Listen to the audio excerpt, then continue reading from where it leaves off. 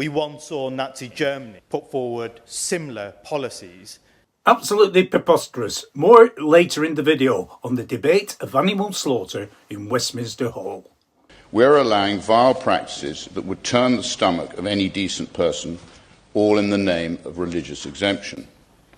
No bolt to the brain, no stunning, no anaesthetic, a blade, a deep crushing cut across the throat. The animal does not die instantly. It thrashes, it gasps, it panics. It feels everything. That's a minute of pure agony while the blood pours from its body. No sedation, no stunning, just raw terror and suffocation. A graphic description of Halal animal slaughter in reply to a petition actioned, resulting in over 109,000 people signing against a medieval slaughter. Mohammed, independent MP for Batley, has more. For me, as a Muslim, I will only eat meat that has undergone slaughter through the traditional Islamic halal method. The rhetoric around non-stun slaughter and how this debate is being framed in Parliament today is deeply concerning. Mohammed gives way to Adnan Hussain, MP for Blackburn. We once saw Nazi Germany put forward into place, into law, similar policies. The justification then was to animal welfare, but in context, this was a thin pretext for anti-Semitism. The ban was part of a broader programme to marginalise and dehumanise Jewish people, stripping away their rights and religious freedoms.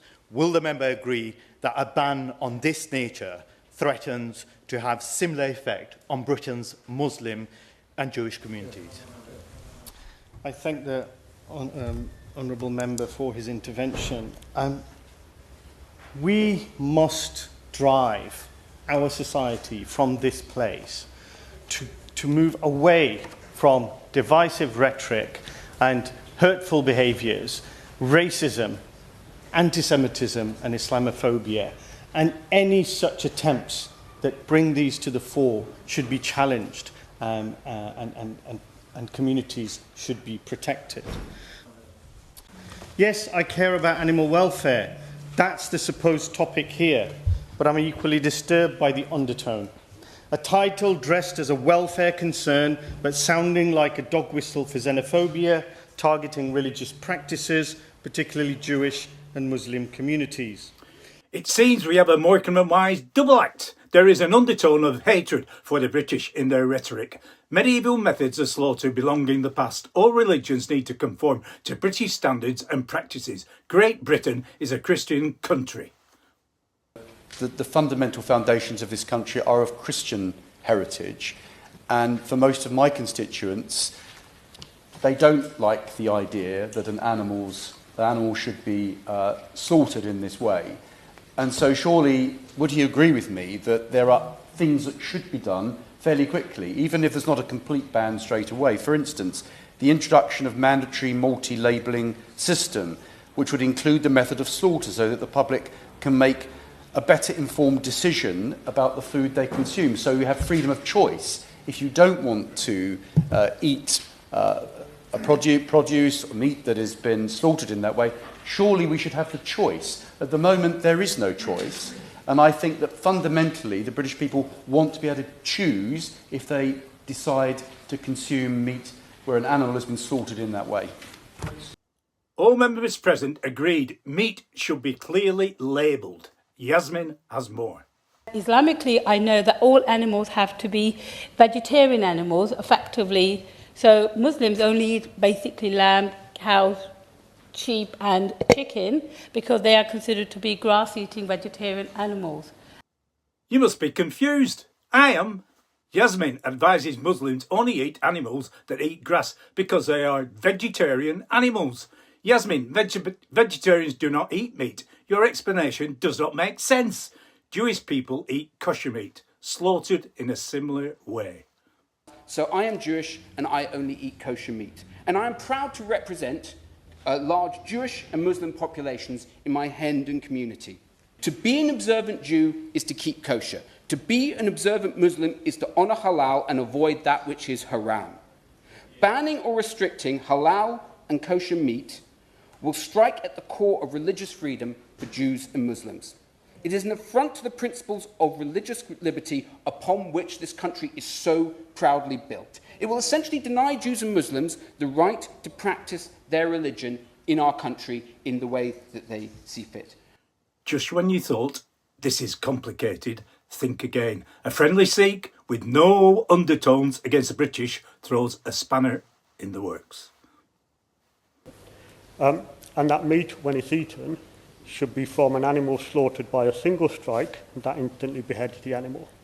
And there's the thought that is thought to be quick, humane, and the most compassionate way. Yeah. I was recently met with the Chatka Council, that process called Chatka, who would like to explore with government how this method of slaughter, perhaps by using guillotines, could be accommodated in abattoirs in the UK. So if people were struggling with the concept of religions getting involved in meat, there's another thing to struggle with. A veterinary surgeon who was on the policy committee of the British Veterinary Association, therefore a voice of reason and authority, steps up to the plate. The science is clear. Now, the evidence does show that pre-stunning animals before slaughter is the most humane method available. Stunning renders animals unconscious and insensible to pain prior to slaughter, and slaughter without stunning does cause avoidable pain and distress. And that's why, from a veterinary and animal welfare perspective, we want to see a reduction in the amount of non-stun slaughter and a greater uptake of stunning techniques that are compatible with religious practices. It is very encouraging to note that almost 90% of halal meat in the UK is already pre-stunned, and it is a clear example that animal welfare and religious observance can go hand in hand.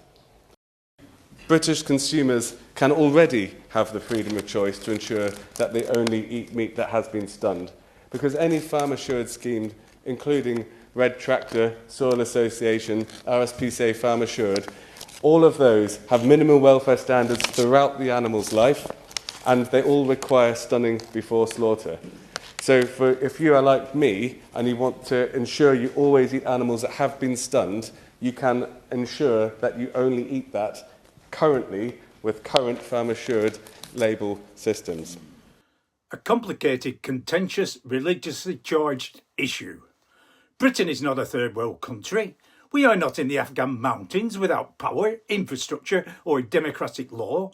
Traditional halal slaughter is exempted for religious reasons. The majority of fast food shops only have a halal chicken. Was the public consulted? The answer is no, we were not.